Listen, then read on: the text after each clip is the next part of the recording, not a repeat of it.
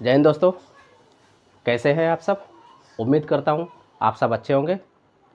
जैसा कि हमने पिछली वीडियो में समझा मृदा का परिचय या फिर कॉन्सेप्ट ऑफ सॉइल भाग 1 और भाग 2 में, तो उसी की तर्ज पर हम समझते हैं मृदा प्रोफाइल या फिर सॉइल प्रोफाइल विद फैक्ट के साथ, बहुत ही आसान शब्दों में।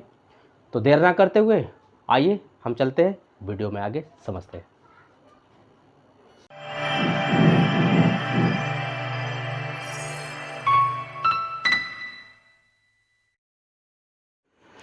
तो जैसा कि आज का जो हमारा टॉपिक है वह है सॉइल प्रोफाइल, बोले तो मृदा प्रोफाइल या मृदा की रूपरेखा कैसी होती है।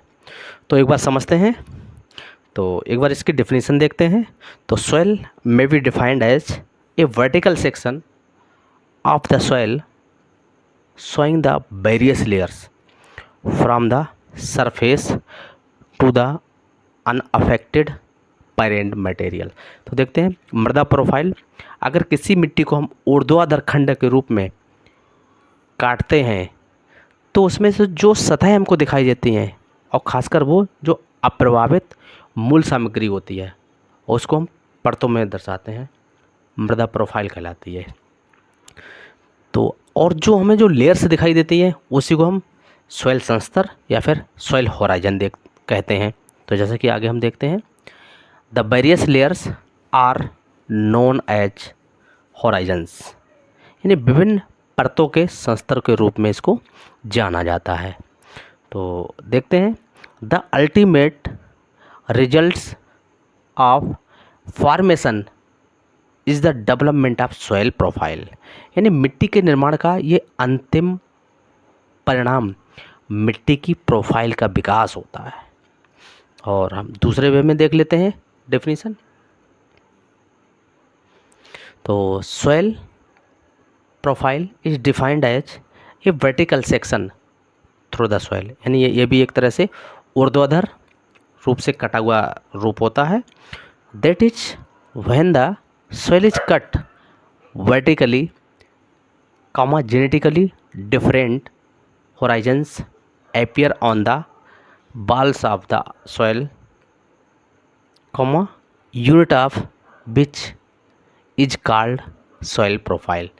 हम बोले तो जब मिट्टी को ऊर्ध्वाधर रूप से काटा जाता है तो मिट्टी की दीवार पर जो आनुवंशिक मटेरियल होता है वो अलग अलग हमको संस्तर में दिखाई देता है, और इसी की इकाई को हम संस्तर की इकाई को हम मृदा प्रोफाइल कहते हैं। तो देख लेते हैं, जो हमारी सॉइल होती है profile, that is soil profile is a historical archives of all soil formation process, यानी जो मृदा प्रोफाइल होती है वह सभी मृदा निर्माण प्रक्रियाओं का एक ऐतिहासिक संग्रह भी करती है। तो देख लेते हैं इसके इम्पोर्टेंट के बारे में, जैसा कि the important of soil profile, soil profile का महत्व क्यों है, ज़रूरी क्यों है ज़रूरी। तो देख लेते हैं, soil profile help in past and present condition of the soil, यानी ये जो मिट्टी की प्रोफाइल होती है वह उसके अतीत के बारे में बताती है और उसके वर्तमान स्थिति को दर्शाती है। दूसरा पॉइंट देखते हैं इसका, soil profile help in the soil classification mapping of soil for evaluation identification of saline soil, sodic soil, alkali soil, calcareous soil and parents of hard layer in the soil. देखिए मिट्टी की रूपरेखा मिट्टी के वर्गीकरण की और मिट्टी के मानचित्र के बारे में बताती है, भूमि के मूल्यांकन करने में सहयोग देती है, खारी बोले तो लवणीय मिट्टी के पहचान में सहयोग देती है, सोडिक बोले तो क्षारीय मिट्टी के पहचान में देती है, और जो कैल्केरियस जो हमारी कैल्शियम युक्त मिट्टी है उसके बारे में बताती है। और इसके अलावा अगर मिट्टी में कोई कठोर परत की उपस्थिति भी है तो उसको भी हम पहचानने में क्या है, इसको मदद करती है हमारे सॉइल प्रोफाइल। तो आगे देखते हैं हम लोग। तो कंटिन्यू हम लोग समझते हैं बी होराइजन या फिर बी संस्तर।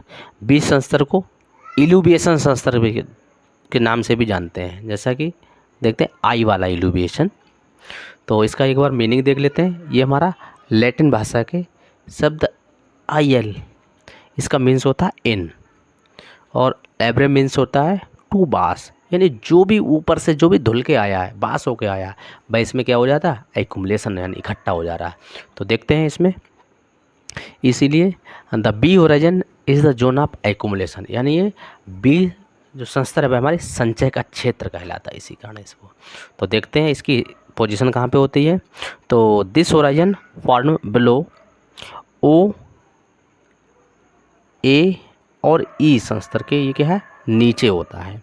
And have the undergo sufficient change during the soil genesis. ये संस्तर ओ ए और ई संस्तर के नीचे बना होता है, और ये मिट्टी की उत्पत्ति के दौरान पर्याप्त परिवर्तनों से क्या ये गुजरता है। तो कंटिन्यू इसको देखते हैं हम। In this layer materials have accumulated typically by washing in, जैसा कि हमने बात किया कि जो भी ई संस्तर से धुल के आ रहा है, किस में आ रहा है, बी संस्तर में एक्यूमुलेट हो रहा है। From the above E Horizons a process term है द इल्यूबिएशन। तो ध्यान रखेंगे ई संस्तर में कौन सी प्रोसेस पाई जाती है, इल्यूबिएशन। कौन सी, ILLUBIAS, ध्यान रखेंगे। और ई संस्तर में ई वाला इल्यूबिएशन, तो ध्यान रखेंगे इन लोगों को। तो इस परत में सामग्री जमा हो जाती है, आमतौर पर उपरोक्त ई संस्तर से धोने से इस प्रक्रिया होती है। इस प्रक्रिया को हम क्या कहते हैं हिंदी में, इसको बोलते हैं हम निक्षेपण। इल्यूबिएशन को क्या बोलते हैं, निक्षेपण बोलते हैं, ठीक है। कंटिन्यू देखते हैं। बी संस्तर is the layer of maximum accumulation, यानी इसमें जो मैक्सिमम एक्युमुलेशन इकट्ठा होता है कहाँ से, ट्रांसफॉर्मेशन फ्रॉम ई संस्तर से, अलॉन्ग विथ मटेरियल सच, कौन कौन से, जैसे आयरन हो गया, एल्युमिनियम ऑक्साइड हो गया, और इसमें बी और BS संस्तर इसमें होते हैं। ये भी क्या है, इसमें भी क्या है, 3 संस्तर होते हैं, तो उसी के संस्तर के बारे में। तो इसमें BO या फिर BS संस्तर। एंड सिलिकेट क्ले, तो बगल in the B horizons is also known as alfisol या फिर अल्टीसोल ऑर्डर में, इसको क्या है जानते हैं। तो कंटिन्यू हम देख लेते हैं एक बार हिंदी में भी। बी संस्तर ई संस्तर से अधिकतम संचय परिवर्तन की परतें हैं। साथ ही मिट्टी में बी संस्तर BT संस्तर में क्या होता है, BS और BO में क्या होता है, FeNAl ऑक्साइड होते हैं, और इसमें सिलिकेट क्ले जैसी सामग्री परतें होती हैं, जिसमें क्या है अल्फिसोल अल्टीसोल कर्व के रूप में क्या है इसको जाना जाता है। तो कंटिन्यू हम देख लेते हैं इसको। बी संस्तर is also known as subsoil संस्तर, यानी इसको हम अब मृदा भी कहा जाता है बी संस्तर को, ध्यान रखेंगे आप। जिसे हम देख रहे थे कि सोलम किससे, तो ए संस्तर और बी संस्तर दोनों से मिलकर बनता है। तो उस ए संस्तर हमारा क्या था, ऊपरी वाला सरफेस, जिसे बोलते हैं सरफेस सॉइल, और बी संस्तर को हम किस नाम से जानते हैं, सब सॉइल, ध्यान रखेंगे। तो दिस संस्तर can be generally consider as a layer of accumulation और इल्यूबिएशन, तो ध्यान रखेंगे। तो ये this horizon are formation of granular blocky और प्रिज्मेटिक स्ट्रक्चर। इस संस्तर है इसमें कौन सा, इस एक तो दानेदार संस्तर बनता है, हमारा जो स्ट्रक्चर होता है, संरचना होती है वो, या फिर ब्लॉकी बनती है, या फिर प्रिज्मेटिक संरचना बनती है, इससे निर्माण होता है, ध्यान रखिएगा ये चीज़। तो कंटिन्यू देखते हैं। द बी संस्तर में B divided into B1 B2 और B3, जैसा कि हम लोग ऊपर बात किए थे, डिपेंडिंग अपॉन किस बेसिस पे, तो slightly variation of texture, structure and other physical and chemical parameter के आधार पर इनको क्या है, इनको बांटा जा सकता है B1 B2 और B3 में। उसी तरह से हम आगे देख लेते हैं, कंटिन्यू देखते हैं। For instance B horizon in black soil with slickenside is denoted as BSS संस्तर के रूप में इसको क्या है दर्शाया जाता है, जो कि क्या है ब्लैक सॉइल में स्लिंकिंग साइड एक फीचर्स होता है, उसको क्या है होता है। तो आज के लिए इतना ही, और देखते हैं हम लोग नेक्स्ट वीडियो में। सॉइल जो प्रोफाइल है हमारी, तो उसमें हम देखते हैं कि ये 6 भागों में जो संस्तर होते हैं सॉइल में, जैसा कि हमने पढ़ा था कि जो सॉइल प्रोफाइल के जो संस्तर जो दिखाई देते हैं, वो संस्तर हमारे 6 होते हैं मोस्टली। तो उन संस्तरों को एक बार हम देख लेते हैं, सॉइल प्रोफाइल कैसे क्या होता है। तो जो भी इसमें संस्तर होते हैं वो देखते हैं। इसमें O होराइजन्स होता है, A होराइजन्स होता है, E होराइजन्स होता है, बी होराइजेंस होता है, सी होराइजेंस और आर होराइजेंस। तो ये हमारे कैसे होगा, मास्टर होराइजेंस हो गए। कैसे हो गए ये हमारे मास्टर होराइजेंस। तो आगे हम समझते हैं इन्हीं को डिटेल से। तो पहले बात कर लेते हैं हम संस्तर की। जैसा कि हमने सॉइल को प्रोफाइल के बारे में देखा था, तो देखते हैं कि सॉइल जो प्रोफाइल है वही क्या होता है। तो देखते हैं, the soil profile is the various layers are known as horizons. यानी मिट्टी की प्रोफाइल में विभिन्न परतों को हम संस्तर के रूप में जानते हैं।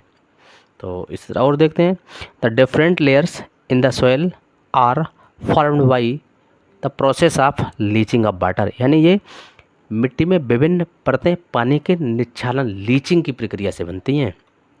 और समझते हैं, when water come in contact with the soil it change the original colours of the soil through many chemical reactions. जब मिट्टी पानी के संपर्क में आता है तो उसमें कई रासायनिक क्रियाओं के माध्यम से या प्रक्रियाओं के माध्यम से मिट्टी का जो मूल रंग है उसमें बदलाव आ जाता है। तो आगे देखते हैं हम लोग, in this way the substance formed by chemical reaction become parts of the soil collect in the soil lower layer. इस तरह रासायनिक प्रक्रियाओं से बने पदार्थ निचली परतों में मिट्टी का हिस्सा बन जाते हैं। तो हम देखते हैं, the surface layer of a good fertile soil is usually deep होती है in which high amount of organic matter in found. तो देखते हैं, एक तरह से जो अच्छी उपजाऊ मिट्टी की सतह पर आमतौर पर गहरी होती है वो, और जिसमें कार्बनिक पदार्थों की मात्रा अधिक पाई जाती है। तो देख लेते हैं हम लोग सॉइल जो profile. For the convenience of the study the soil profile is divided into 6 horizon. जैसे कि अभी हमने जो सॉइल प्रोफाइल का जो चित्र देखा था, तो उसमें हमने देखा था कि 6 जो हमारे संस्तर थे दिखाई, जो होराइजन से दिखाई दे रहे थे, तो उनकी बात कर रहे थे। वो कौन कौन से थे, OAE BCR। तो देखते हैं, तो इसमें क्या है, अध्ययन की सुविधा के लिए मिट्टी की प्रोफाइल को 6 संस्तर या होराइजन्स में विभाजित किया गया। तो कौन कौन से, OAE BCR। हो सकता है आपको तमाम बुकों में आपको 4 भी मिलेंगे, 5 मिलेंगे, लेकिन अब जो प्रेजेंट में हो गए जो हो गए हैं वो 6 हो गए हैं, OAE BCR। तो आगे हम देखते हैं इसको भी। तो the collective these 6 horizon containing are known as primary और मास्टर। तो जो 6 हमारे जो संस्तर हैं OAE BCR, ये हमारे प्राइमरी संस्तर हैं या फिर हम इनको मास्टर संस्तर भी कहते हैं। और इन संस्तरों के अलावा later on soil survey staff added 3 more horizons. तो इसके अलावा जो सॉइल सर्वे स्टाफ था USA का, उसने 3 होराइजन्स और इसमें ऐड कर दिए थे। तो कौन कौन से एक बार देख लेते हैं, LMW होराइजन्स। तो ध्यान रखिएगा, अगर मास्टर जब भी होराइजन की बात होगी तो 6 होंगे हमारे, कौन कौन से, OAE BCR। लेकिन अगर टोटल होराइजन्स की अगर बात होगी, टोटल संस्तर की बात होगी, तो वह हमारे हो जाएंगे क्या नाम, जो 3 जोड़े हैं वो हैं हमारे LMW। अब जो टोटल होराइजन्स होगा वो होगा हमारे कितने, 9। तो यही अब हम समझ लेते हैं इनमें से जो मुख्यतः होते हैं। तो इनमें A and B horizons of the soil profile are collectively called the solum. जैसा कि हम पिछली सॉइल वाले पार्ट में देखे थे कि जो A और B संस्तर को मिलाकर हम सोलम का निर्माण करते हैं, जो कि हमारी ट्रू सॉइल कहलाती है। सोलम हमारा क्या है, ट्रू सॉइल कहलाती है। A और B संस्तर को दोनों को मिलाकर कहते हैं। तो इसी तरह से समझते हैं। नेक्स्ट देखते हैं रिगोलिथ क्या होता है। तो A+B और C संस्तर of the soil profile are collectively called the regolith. तो रिगोलिथ में क्या होता है, इसमें A+B+C तीनों संस्तर को मिला करके हम रिगोलिथ बोलते हैं।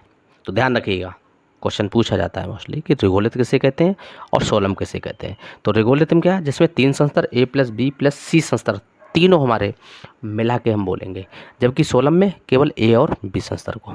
तो आगे हम देख लेते हैं, पहले स्टार्ट करते हैं हम O संस्तर से, जैसा कि हम देख रहे थे। तो O संस्तर देख लेते हैं।